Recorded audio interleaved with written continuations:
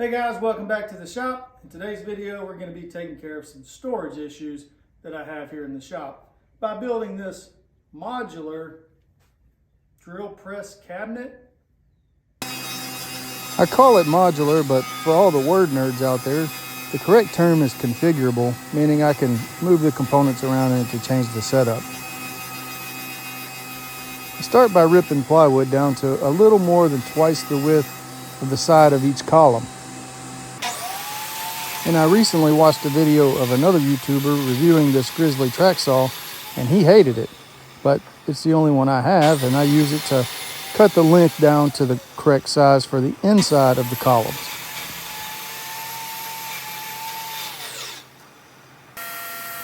Cutting these dados before ripping the width ensures that they're the same on both sides. A 3/4 plywood is not actually 3/4, and this is a 23/32 router bit that I'm using.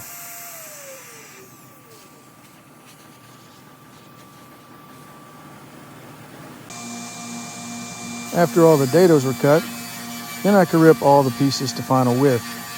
Because I left it a little bit wider than both sides added together, I could also rip off that banged up factory edge.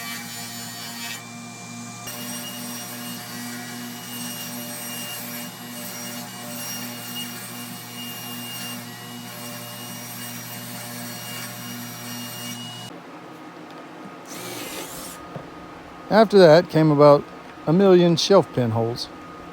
Now, as long as you take your time and get your first one exactly where it needs to be, it's very difficult to mess this process up because as you drill the last one, you move over the locator pin, stick it in that hole, and continue on.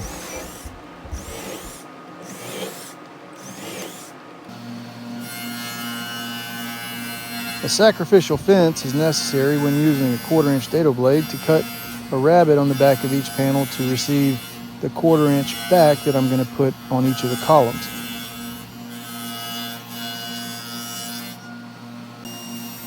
This is not a safe cut, but I did have to remove part of that rabbet on the bottom of the top cabinet.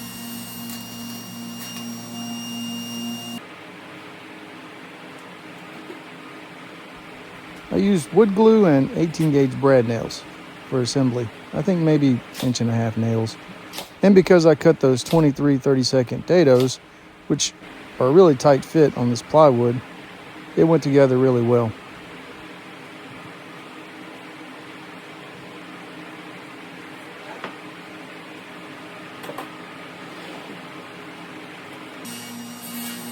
It's always better to take referential measurements off of the piece that you're building. So once I got the columns assembled, I set them off to the side on some sawhorses and got the exact measurements for this 1/4-inch plywood back. For the back, I used wood glue and crown staples. I find that the staples have a little bit better holding power than the heads on those 18-gauge brad nails. This is the piece that I had to make that questionable cut earlier to rip that rabbet off the back. And it was the most difficult piece of the whole thing to assemble.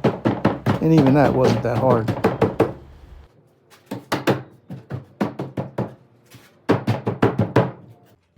Temporary supports on the bottom of the column help keep it square and help keep it from breaking apart when I move it off of the table.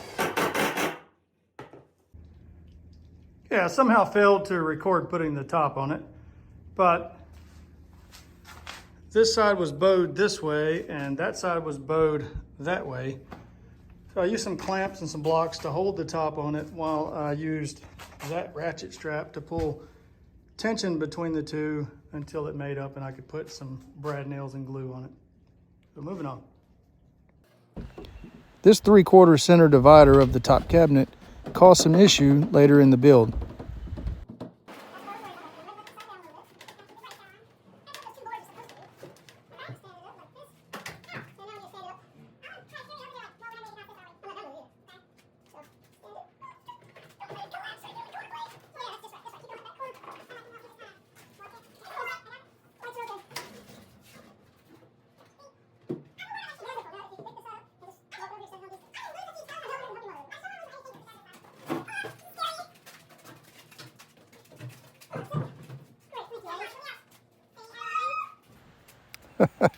No explanation needed for the previous scene.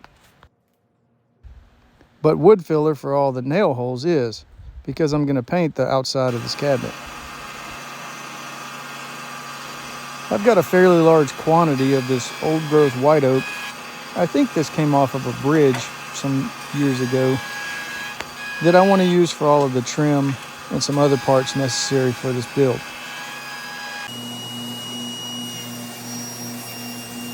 I did make sure that all of the old nails were removed before using the joiner or the table saw, but some of those nail holes or screw holes show up in bits and pieces of this build, which I think is really cool and gives it some character.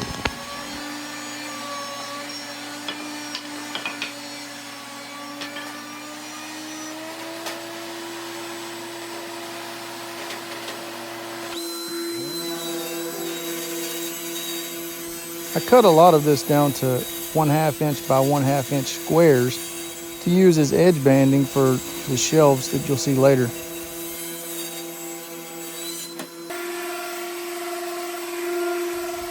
And here are back-to-back clips proving that I do the two things that I hate the most: sanding and painting.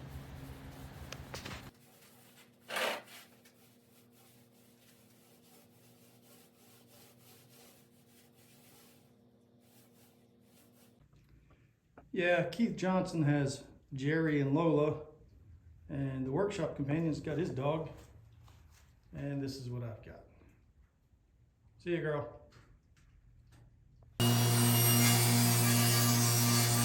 The corner of my shop where the drill press lives is the lowest in relation to the ground outside, and therefore when it rains really hard, I sometimes get a little water that comes in under the roll-up door.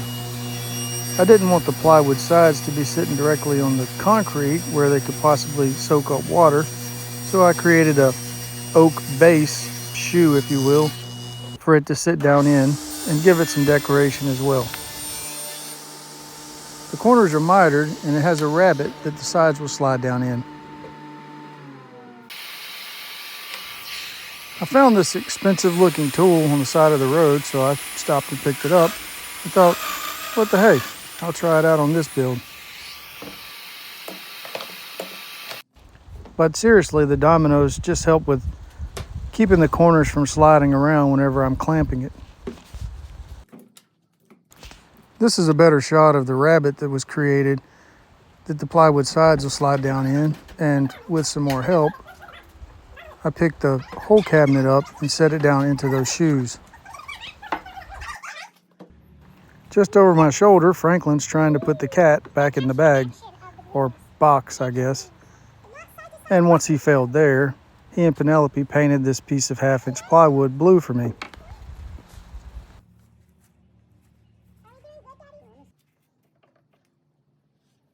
While the blue paint dried, I added some 1/4 inch thick oak edge banding to all the edges of the plywood.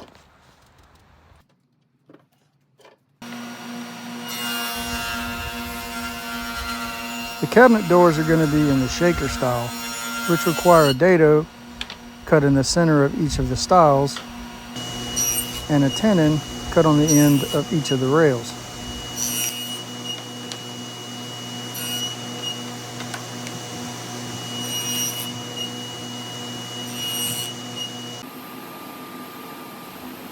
Once I had each door dry assembled, I could get the exact referential measurement for the 1/2 inch plywood that's going in the center. Because I cut a 1/4 inch dado, and this is 1/2 inch plywood, I had to remove a 1/4 inch of material from the back of them so that they would slide into the dados, and the back would be flushed with the back of the rails and stiles.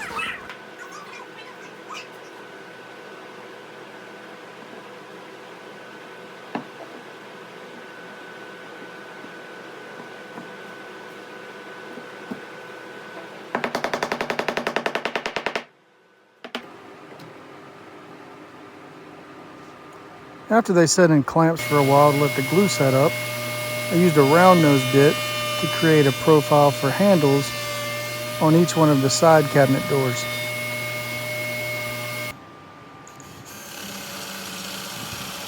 This is the first time I've ever used the European or cup style hinges. And although the hinges came out great, this jig was not. As you can see, because it's made out of plastic, there's a lot of flex in it, which made some of the bottoms of the holes a little bit uneven.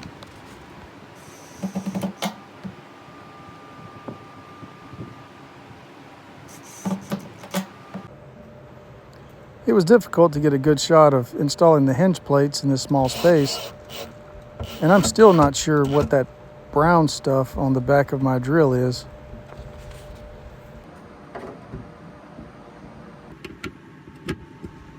These hinges clip right into those plates, which make them really easy to install and remove.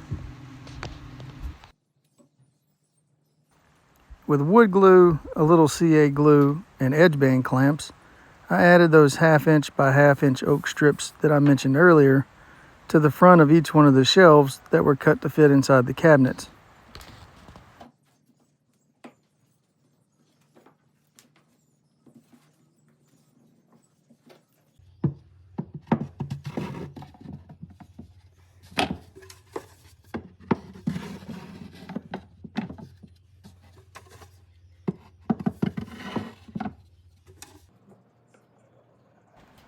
Off camera, I cut the sides and backs for several drawers and then installed bottoms using glue and staples.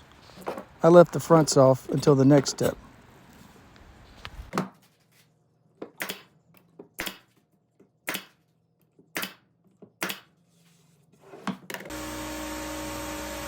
And that next step was to cut 1/2 inch dados in the center of each one of the sides of the drawers.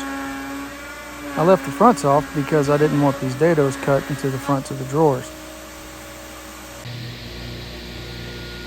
Because the drawers can be installed very close together, which leaves little room for fingers, I created these handles, if you will, by clamping all the fronts together, cutting miters on each end, and then another questionable cut on the table saw. Don't do this.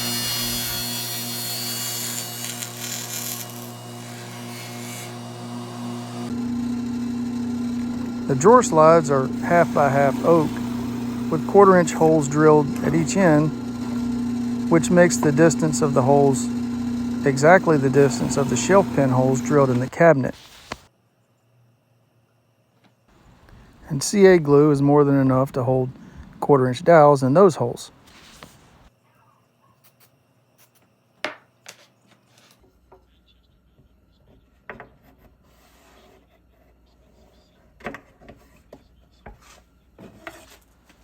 There's not enough space between the drawer slides and the inside of the dados for the drawer slides to come out of the shelf pin holes.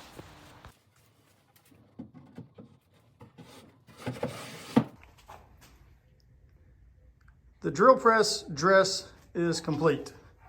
And for a close-up or overview, I have moved one drawer over here that's got all my drill bits in it. It's not permanent. Some other stuff stacked up down here that needs to be in drawers. All of my small parts and screw storage stacked nice and vertically there. I don't know if there's anything up here yet. One package of CA glue. One issue that I did run into was because I used a 3/4 inch piece of plywood here for the center divider, and these are full overlay hinges. I had to add, maybe you can see it, an 1/8 inch spacer underneath each one of these hinges on each side in order to get this gap to be uniform with the rest of them. But it did turn out nice. Inside here, I've got all of my tools that I don't want to get dusty, already stored away in drawers. And this down here is just temporary. I'm gonna put a dust collector down here once I build my drill press table here. Nice little plug. And then the other issue that I ran into was because I forgot to include the 1/4 inch on the outside of this base. It shifted everything over 1/4 inch here. And in order to clear this roll-up door, I had to cut a little bit off right here because it wouldn't fit. But other than that, I'm very happy with the way that it turned out. So maybe give you guys an idea if you want to build something like this. And as always, thanks for watching.